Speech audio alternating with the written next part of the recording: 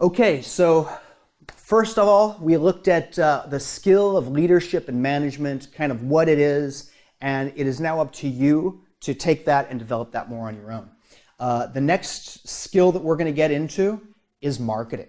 And usually I would talk about marketing separate from sales, but in this context, sales and marketing, I'm going to bunch them together, although ideally we wouldn't do that, and say that sales and marketing is a primary skill, a primal skill of the entrepreneur. It's important to know your basics in marketing. It's incredible how often when I do marketing consulting for a client, you walk in and you expect that maybe you're going to really have to get really deep and delve into details, and you look at basic marketing principles are not being adhered to.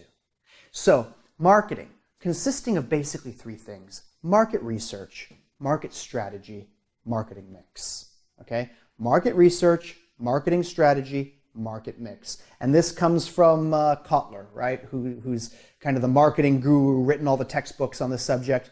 Let's make sure that strategically we're aligned properly. Let me give you my class in market research. Okay? This is my class in market research. Hire a professional. Okay? Do not engage in formal market research on your own. This is best left to the professionals. You ask a question wrong, you've just skewed your results. You phrase a question wrong, you've just skewed your results. Now, am I saying that you always have to hire a professional to do market research? No. You also want to ask yourself, do I need formal market research done? Okay? Sometimes you have enough experience, knowledge of the market because you come from that market. You've been working there for 20 years. You know the trends. Could you benefit from market research? Always. Will it be worth what you're going to have to pay for it? Maybe not. So make that decision. Maybe you want to do your own informal view of the market, or simply pull up other market research studies that are published online and that you can read and you can get information from. But don't go out there and try to start formulating and conducting your own market research. Leave that to the professionals. Otherwise, you just don't know what kind of slippery slope you might be heading down.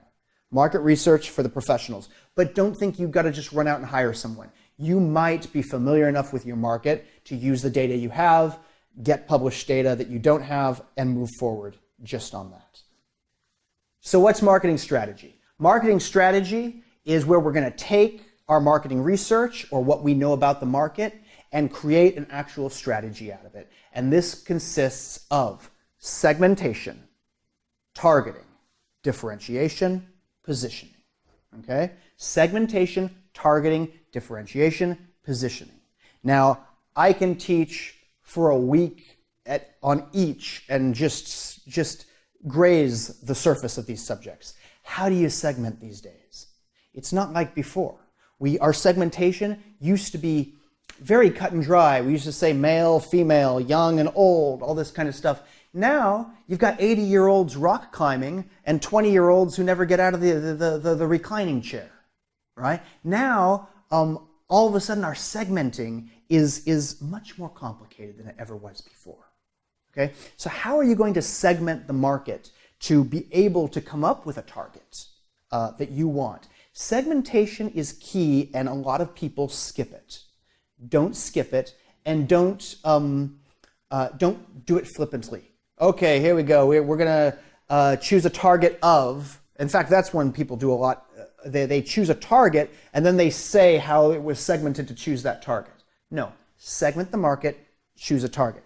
I like to relate this to pizza, right? You get a pizza out there. First thing you got to do is segment the pizza. You got to cut it, right? There's a standard way to cut it, and then people get fancy and do all sorts of weird stuff. But you got to cut the pizza. Once it's cut, you choose the segment that you want. You target, right? And if somebody else has targeted your piece, you got to get there faster, okay? So segment, then target. Then we differentiate, okay? What is our differentiation? And this is marketing. This is sales. Our true differentiation may not be what we choose to differentiate to the market.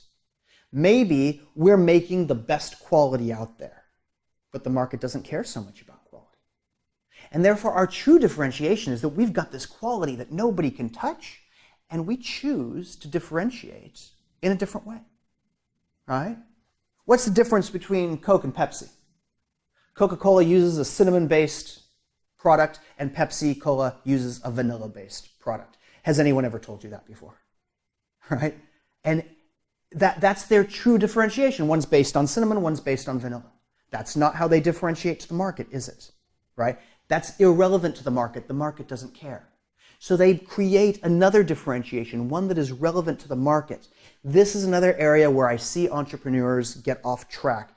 They have a true differentiation and they think that's what they need to sell to the market. No, give the market a differentiation that makes sense to the market, that the market wants. Now, I'm not saying it's not a true differentiation. Okay, it has to be true. You can't lie to the market. But maybe on your list of differentiations, right, the things that make your product or service different, the one that matters to the market is number 2 or 3 or maybe even 4 on the list. But that's the one that matters to the market. That's why they're going to go after it. Positioning. Understanding the positioning relative to the chosen target. Where are we going to position this product in the mind of the consumers so that this target is going to want it? Positioning is extremely important. Okay? Is it going to be high end? Is it going to be low end? Is it not going to have anything to do with high or low end? Is it going to be a place, something that you associate with the beach or recreation or outdoors? Or is it something associated more with business and commerce or people's professional lives? Positioning of a product. We need to have these things aligned. Segmentation, targeting, differentiation, positioning. We align these so that we can then fit them into the third step, which is the marketing plan. Okay, the marketing plan, or more commonly referred to as the marketing mix. The marketing mix, the 4 Ps. In fact, that's probably the most common label given to this. The 4 Ps, product, price, place, promotion. Okay, this is your marketing mix. Aligning this to your marketing strategy is another area of incongruence that you'll find a lot in the market, in professional companies and especially in new businesses, entrepreneurs. An entrepreneur has got to understand the product that they finally put out, whether it's a product or a service. It's got to emulate the positioning that's been chosen for that product for the target market. The price needs to be what that what that target market expects or wants to pay or is willing to pay for that price. The place where it's offered, again, it needs to be congruous with the target. And this is something that I see go wrong all the time. I personally have a retail company. I'm in the retail business, and retail is a funny little animal. And there is a shop very near mine that just suffers and suffers for sales. The problem is that they've opened in a location where their target market is there. Their target market is there, walks past their shop every single day. But that's not where their target market goes to purchase that kind of good.